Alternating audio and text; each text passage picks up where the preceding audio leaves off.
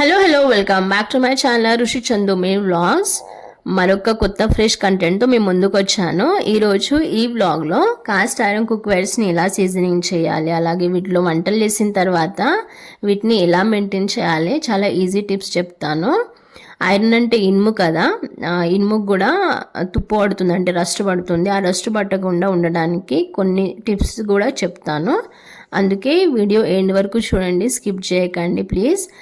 నచ్చితే లైక్ ఇచ్చి నా ఛానల్ని సబ్స్క్రైబ్ చేసుకోండి, ఎందుకంటే ఎప్పటికీ కొత్త కొత్త ఫ్రెష్ కంటెంట్ అప్లోడ్ చేస్తూనే ఉన్నాను. నా పేరు Vrukshali. Back to this video. Indus వ్యాలీలో ఈ కుక్వేర్ సెట్ బుక్ చేసుకున్నాను. 3000లో 4 వచ్చాయన్నమాట. ఒకటి ఐరన్ కడాయి వచ్చింది, తడకా ప్యాన్ వచ్చింది, దోశ పెసరెట్ ప్యాన్ వచ్చింది, అలాగే ఫ్రై ప్యాన్ ఆల్రెడీ నేను చపాతీ ఇంకా రోటీస్కి యూజ్ చేస్తున్నాను.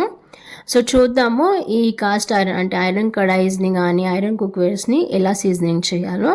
ఫస్ట్ అయితే ఒక table spoon dish wash liquid వేసాను ఈ కడాయిలో.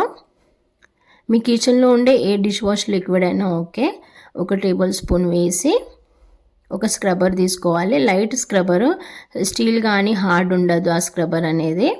ఆ స్క్రబ్బర్తో మంచిగా రబ్ చేసుకోవాలి, అంటే మంచిగా దోముకోవాలి. సో ఈ స్క్రబ్బర్ నేను ఈ ఐరన్ కడాయిని అంటే తోమడానికి తీసాను. సో ఒక టేబుల్ స్పూన్ అంతా డిష్ వాష్ లిక్విడ్ వేసి మంచిగా దోముకోవాలి. అంటే అవుటర్ లేయర్లో బ్లాక్ ఏమన్నా ఉంటే, బ్లాక్ పార్టికల్స్ ఏమన్నా ఉంటే వెళ్ళిపోతాయి. ఇలా మంచిగా తోముకోవాలన్నమాట. లిక్విడ్ ఇంకా లైట్ స్క్రబ్బర్ తీసుకోవాలి తోమడానికి.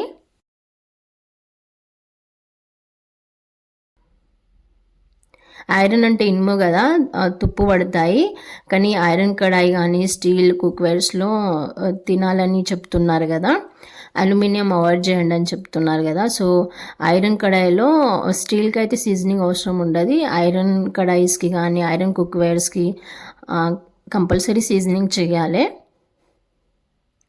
అలాగే సీజనింగ్ చేసిన తర్వాత, వంట చేసిన తర్వాత ఎలా మెయింటైన్ చేస్తానో కూడా చెప్తాను. మళ్ళీ ఒకసారి ఈ డిష్ వాష్ లిక్విడ్ వేసి తోముకుంటున్నాను. సో ఇలా మంచిగా వాష్ చేసుకోవాలి.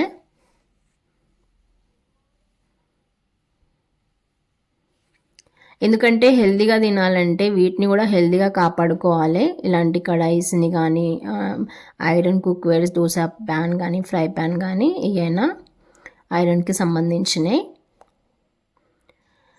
ఒక క్లాత్ తీసుకున్నాను. క్లాత్తో డ్రైగా అంటే పొడిగా తుడుచుకోవాలి, వాటర్ అస్సలు ఉండద్దు. కాటన్ క్లాత్ తీసుకొని డ్రైగా అయిపోయేటట్టు తుడుచుకోవాలి, కంప్లీట్ డ్రై, వాటర్ అస్సలు ఉండకూడదు.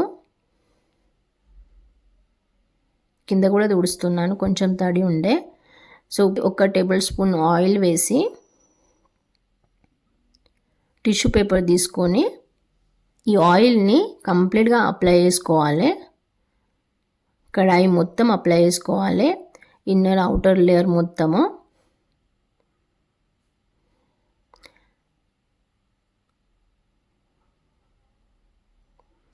సో మీరు కూడా ఇలాగే చేస్తారా సీజనింగ్? ప్లీజ్ కమెంట్ బాక్స్లో కమెంట్ చేయండి. అంటే చాలామందికి తెలిసే ఉంటుంది ఇలా కొత్త ఏమున్నది అని అనుకుంటారు, కానీ మెయింటైన్ చేయడమే కష్టము. సో చెప్తాను వీటిని ఎలా మెయింటైన్ చేయాలో.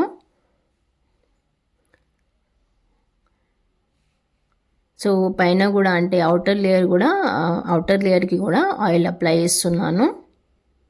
టిష్యూ పేపర్తోని చేస్తే మంచిగా అప్లై అవుద్ది.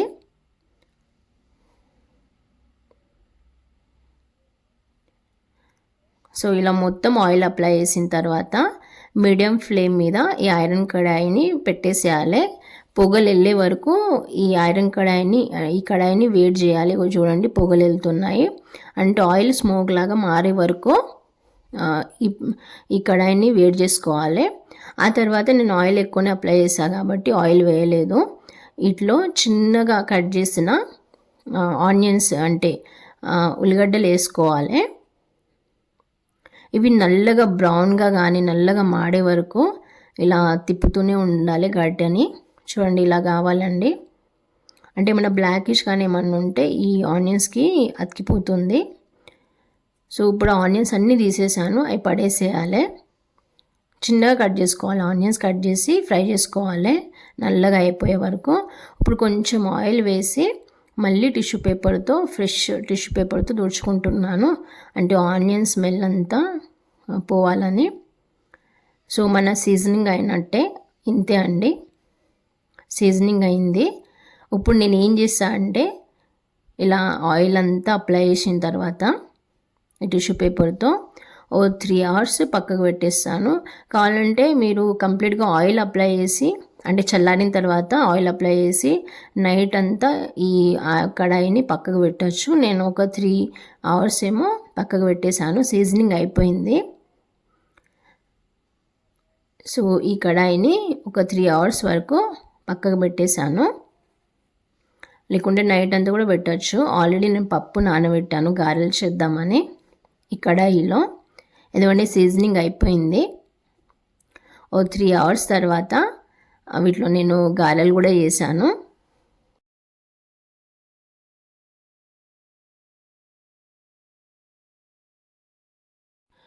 ఈ కడాయిలో గారెలు కానీ, వడ కానీ, లేదా చికెన్ కర్రీస్, వెజ్ కర్రీస్ ఏమైనా వేసుకోవచ్చు, మల్టీపర్పస్ అన్నమాట.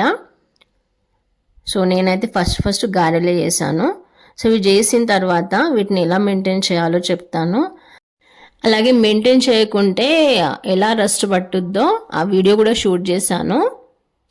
ఈ కడాయి సీజనింగ్ చేసిన తర్వాత వీటిలో ఒక్కసారి గారెలు చేశాను, అలాగే ఒక్కసారి పకోడీలు చేశాను, అంతే. 10 days అవుతుంది, పక్కకు పెట్టేశాను. 10 daysకి ఇలా రస్ట్ పట్టింది. చూడండి మీకు కనిపిస్తుంది కదా, తుప్పు పట్టింది, ఇనుము ఐరన్ కదా, అందుకే ఒక 10 daysకే రస్ట్ పట్టిందన్నమాట. అందుకే అన్నాను సీజనింగ్ చాలా ఈజీ, మెయింటైన్ చేయడం కష్టము, కానీ చెప్తాను. ఎలా అంటే కుకింగ్ అయిన తర్వాత మనం కడుగుతాం కదా, కడిగిన తర్వాత డ్రైగా అంటే ఒక క్లాత్తో తుడుచుకొని ఆయిల్ అప్లై చేసుకోవాలి. 2 to 3 drops ఆయిల్ వేసి టిష్యూ పేపర్తో అప్లై చేసుకొని పక్కకు పెట్టేసేయాలి, రస్ట్ పట్టదు. రెగ్యులర్గా యూజ్ చేస్తే అవసరం లేదు ఆయిల్ అప్లై చేసేది, కానీ 3-4 daysకి కానీ 5 daysకి యూజ్ చేయాలంటే కంపల్సరీ ఆయిల్ అప్లై చేసి పక్కకు పెట్టేసేయాలి, తుప్పు పట్టదు, రస్ట్ పట్టది. ఓకే అండి, ఈ వీడియోలో ఇంతే. Thank you for watching till the end. Please నచ్చితే లైక్ ఇచ్చేయండి, అలాగే ఇలాంటి ఫ్రెష్ కంటెంట్ కోసం నా ఛానల్ని సబ్స్క్రైబ్ చేసుకోండి. ఇవి లంకపప్పు గారెలు అన్నమాట. ఈ రెసిపీ నా ఛానల్లో అప్లోడ్ చేశాను, ఈ వీడియో అప్లోడ్ చేశాను, ప్లీజ్ చూడండి. లింక్ డిస్క్రిప్షన్ బాక్స్లో మెన్షన్ చేస్తాను. అలాగే కాస్ట్ ఐరన్ సీజనింగ్ కానీ మెయింటెనెన్స్ గురించి ఏమన్నా డౌట్ ఉంటే కమెంట్ బాక్స్లో కమెంట్ చేయండి. ఓకేలా నాకు తెలిస్తే మీకు రిప్లై చేయడానికి ట్రై చేస్తాను. అలాగే thank you for your support and liking my channel అండి. బాయ్.